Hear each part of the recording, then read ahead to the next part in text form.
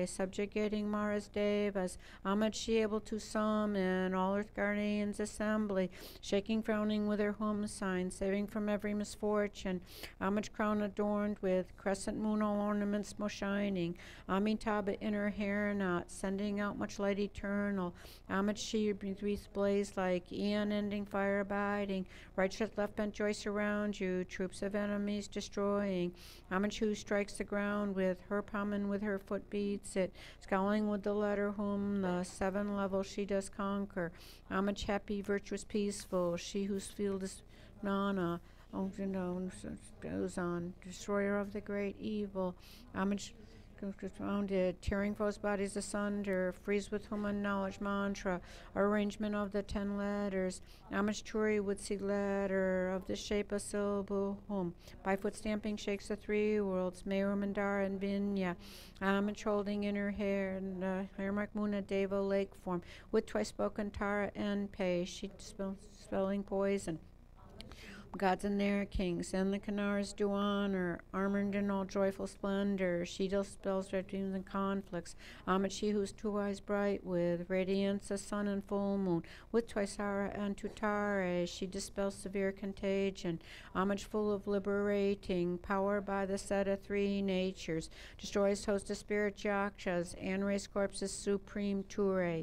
These praises with the root mantras and prostrations, thus are 21. And if you turn back to page 90 for the prayer for the benefits, whoever's endowed with devotion for the goddess and recites this with supreme faith, remembering it at dawn, upon waking in the evenings, will be granted all fearlessness, will perfectly pacify all negativities, and will eliminate all unfortunate migrations. The multitudes of conquerors will quickly grant initiation. Thus endowed with this greatness, one will eventually reach the state of a Buddha. If affected by the most terrible poison, whether ingested drunk or from a living being, just by remembering will one be thoroughly cleansed. If this prayer is recited 2, 3, or 7 times, it will pacify all the suffering of torments caused by spirits, fevers, and poisons, and other beings as well. If you wish for a child, you will get a child. If you wish for wealth, you will receive wealth. All your wishes will be fulfilled and all obstacles pacified. And now, if you'll turn to page 35 for the 7-limb prayer, and we're going to be reciting this in English tonight to protect your minds from my chanting. Reverently I prostrate with body, speech, and mind. I present clouds of every type of offering, actually imagined. I declare all my negative actions committed since beginningless time, and rejoice in the merit of all holy and ordinary beings. Please remain until the end of cyclic existence and turn the wheel of Dharma for living beings. I dedicate my own merits and those of all others to the great enlightenment. And now, if you'll turn to page 97, 98 for the short mandala offering.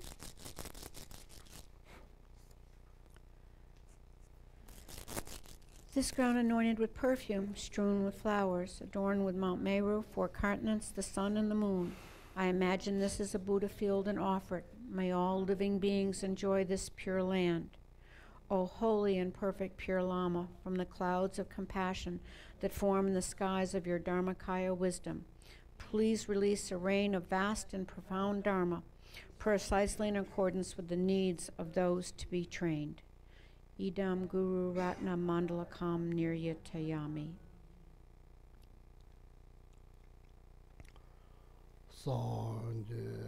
Chodang Shoki Chongnam La Janchup Bardu Dagni Kapsuchi Dagi Jonan Nersher Sangam Ki Jola Pancher Sange Druparshu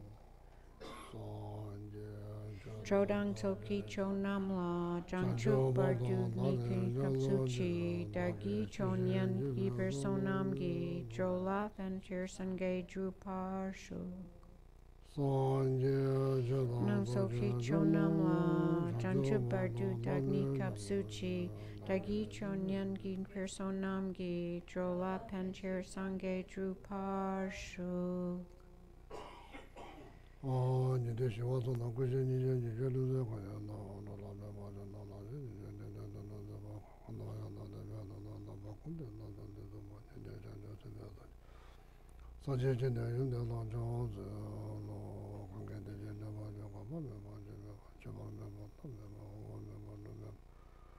Good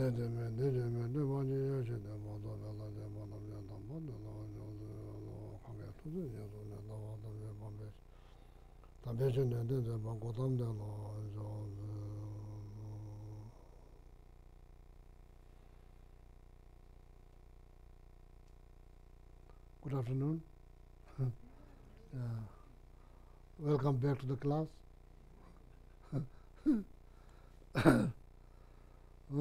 Today, so you voted to me to teach on Shunyata, wisdom. I myself have no wisdom. How you can teach wisdom? So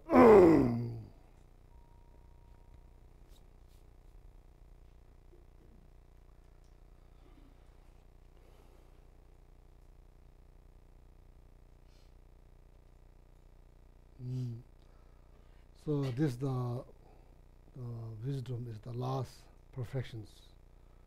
So I've been teaching 6 perfection practice last few months. So then the wisdom is the last one.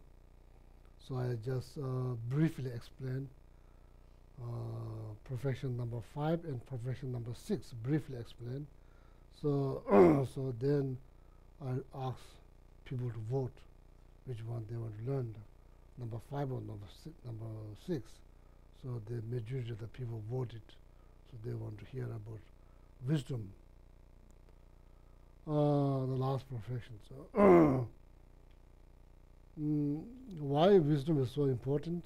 Day-to-day life, and also mundane field or spiritual field. The wisdom is critical for liberations. So, and also, very, very important in Buddhist teachings, wisdom. So the goal, the goal is not as like in Buddhism. The ultimate goal is not just to go to heaven. Ultimate goal is for moksha, liberations. Complete liberation from all the problems.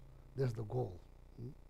So, based on that, the wisdom is very, very important. So, wisdom is very important. So, wisdom generated by listening or reading, wisdom generated by then thinking about what you heard, what you read, contemplations. That's a little bit better. So then wisdom they generated by deep contemplations, that's the best. That anyway, so wisdom is the main cause for liberations or freedoms from the problems. So now here that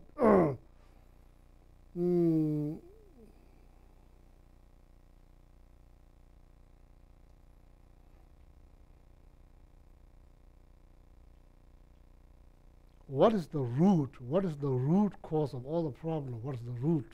So that question needs to be asked first. What is the root cause of all the problems? What's the root cause? So the first need to figure that out. Root cause.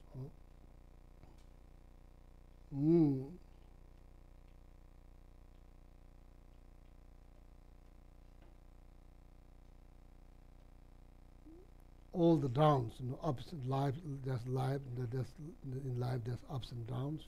All the downs, whether that's physical or mental, what is the root cause? What is the root cause? This is very, very important questions. It needs to be raised. What is the root cause? So then according to the teachings, six perfection teachings, according to teachings, particularly according to the teaching of Shunyata, ultimate truth, true truth, conventional truth, ultimate truth. According to the teaching of ultimate truth or Shunyata, root cause of all the problems is ignorance, not knowing.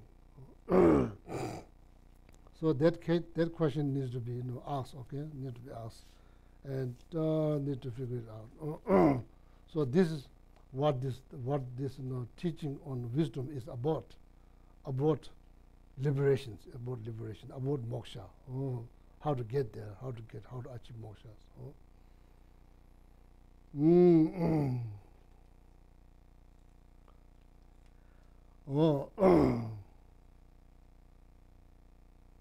So here now this is teaching on special insight or vipassana.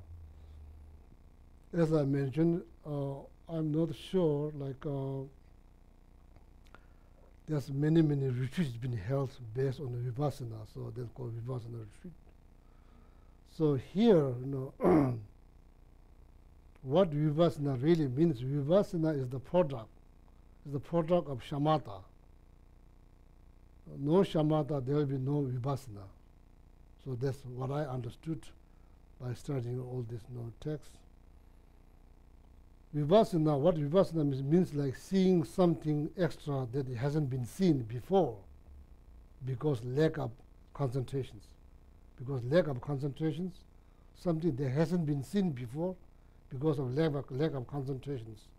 So then after that, once you meditate on 9 stages of karma-abiding meditations, then eventually you achieve the last stage of karma-abiding or shamatha meditations.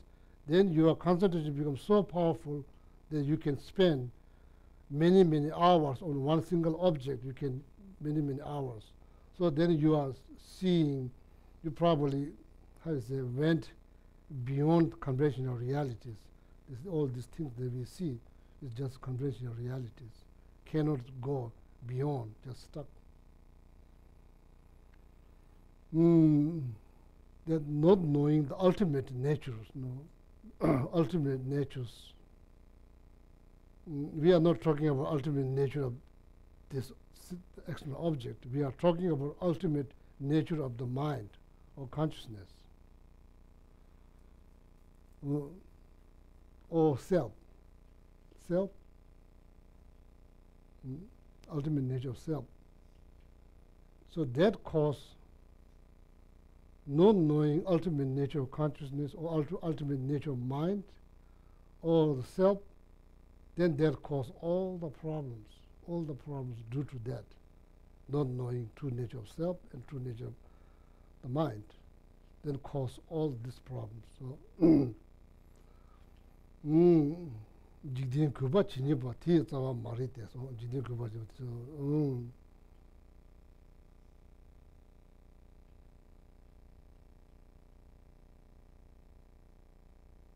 That's why Buddha taught very unique teachings, taught interdependence.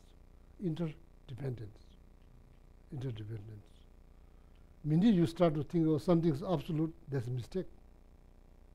Whether it's like happiness, pleasures, suffering, pain, life, society, country, universe, whole cosmos. Minute you start to think, it's something solid, absolute, there's a mistake. There's no such a thing called absolute. Everything is interdependent. Everything is dependent, interdependent. Tenjung or Samatapatra, something like that in Sanskrit. I'm not sure. Maybe I'm not pronouncing correctly, but Samatapatra is like interdependence.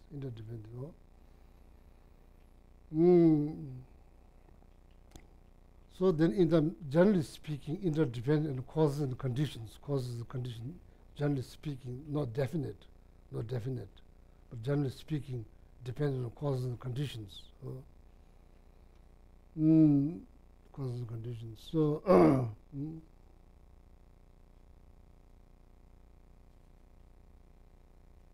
so everything, all the 84,000 scriptures taught by Buddha is to help us to develop or generate these particular wisdoms for liberations, for your own liberations, freedoms.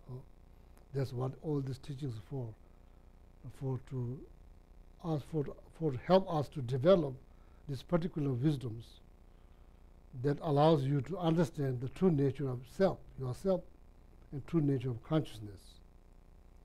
So then all the problems will disappear. All the problems will disappear because you are tackling the root of all the problems, not just branch or not just you're just going to the root. Oh, okay, so that's why these particular wisdoms, out of 6 perfections, the wisdoms, there's a wisdom realizing ultimate truth. That's very particular wisdom, not just talking about how to not talking about like any type of wisdom. Okay, well, just to let you know.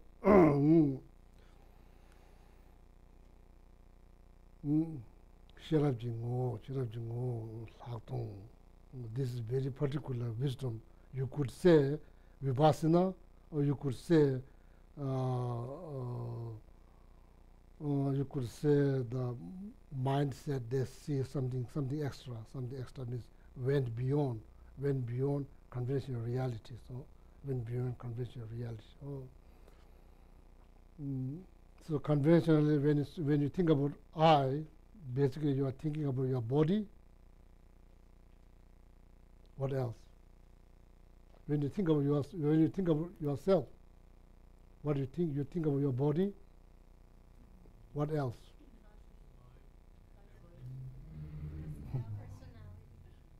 Conscious mind. How you think about mind?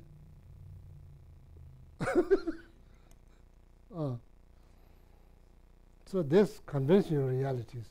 You are basing your nature you are basing on like something that has like dimension, physical dimensions. That's what you're thinking. When you think of yourself, if you're thinking of your body, you are thinking about your physical dimensional appearances.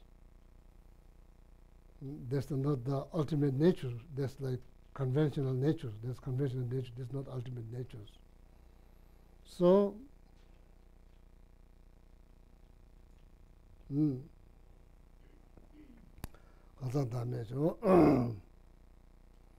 it's important. Why is so important? Because the first you become attached to self. So that's why it's very important to understand how you define self. It's very critical. It's very critical for your inner world. It's very critical that you make sure that you have clear understanding about self. Why? Because that's the first thing that you become attached to self. If it is not very clear, crystal clear, so then from there, then you say my. First you say I, so then after that you say my culture, my tradition, my people, my religion. So then confusion after confusions. So that's why it's very important to learn how to define self, how you define self. There's so much study and research has been done according to Buddhism and ancient Asian philosophy. Many like philosophies been so much research has been done. Who is I say unhappy? Who is so happy? Who is experience the pain? So there's so much research been done. So it's very important because that's the first thing you become attached. If you don't have crystal clear pictures what the self is, so then there's confusions. So then from there, so then you say my, so there's another confusions. So that's why so one of the Indian masters, Chandakriti, wrote this text entering into the middle way. It's not in the middle, it's either one extreme or another extremes, always, not in the middle. So either everything is super projected or may end up saying, oh, nothing matters, nothing exists. That's called nihilism. One extreme view, there's nihilism. If you come down the conclusion of, oh, there's nothing exists, there's nihilism. That's one extreme view. On the other hand, if you project it, superimpose, that's like another extreme view. So that's called shunyata. Another way to call it the middle way is like well balanced. It's not either fall into nihilism nor into I'm not sure how to say in English, like superimpose something. So we call drodo. Dro means feather. So the bow and arrow, the arrow, people usually put feather. You put something extra, it's not there. It's not part of the bamboo or part of the arrow, part of the piece of stick they use in the arrow. The feather is not part of that. You put something there extra. That's called drodo. That's what literally means drodo. You put something extra, it's not there. It's not there. It's just you just exaggerate it or you just project it there. It's not there. Drodo. That's another wrong view. So there's two extreme views. So probably need to learn. Okay, two extreme views. Middle way is free from two extreme views. That's called middle way. Another way of calling shunyata or emptiness. Okay.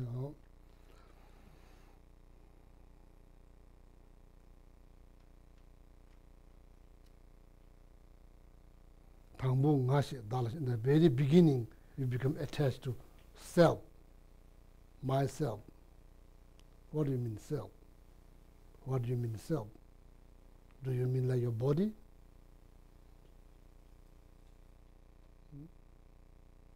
If you think it's your body, then that's very high, very limited. Very limited.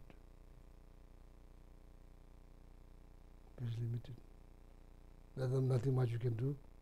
Very limited.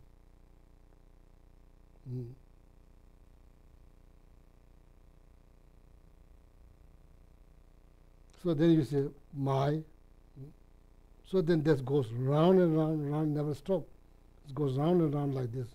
It goes round and round like this, Ancient time, there's like in the field, they use the kind of like tools to get the water into the field. There's like big made out of wood. Water wheel. It goes like this. Be born again, then die, then go all cycle again, then go again and go again. And there's nowhere to stop. Goes on again. That is that knowledge or the realizations. Not just you, everybody else. In the same boat, same situations. So that's the basis for compassion. That's how you develop compassion. When you look around, you don't say, oh, that person is doing very good, no problem, that's a mistake. That's just your perceptions. In the reality, that's not true. Anybody who's breathing has problems. Anybody who's breathing has problems. Don't imagine that, okay, somebody who's like, if you see a piece of rock, you don't need to worry that has problem or not problem. So every single person, every single being that breathes has problem with these cycles. These cycles goes round and round. Okay, so just for the sake of knowledge, just want to share this with you. That's the basis. The realization is according to Buddhism, the realizations. Everybody, we are all in the same boat. That realization is the basis for developing compassion. So that realization is very critical in order to develop compassion. So then now I'm going to read from the text. Okay, I'm going to read from here. Hak tong, in Tibetan word vipassana. Hak, extra. Tong means seeing something extra. Then vipassana, that's vipassana. That's what vipassana means, is the product of as a fully developed concentrations produce this special insight called vipassana. Okay.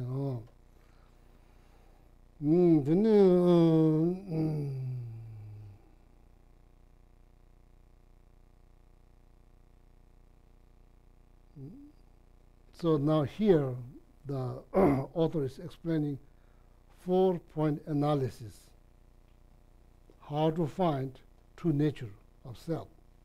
How to find true nature of self, that's 4-point analysis. Based on 4-point analysis, so that's how you analyze in order to find the true nature of self or true nature of mind. True nature, first there's true nature, true, T-W-O, true nature. First, true natures, conventional, ultimate. So then second, ultimate, there's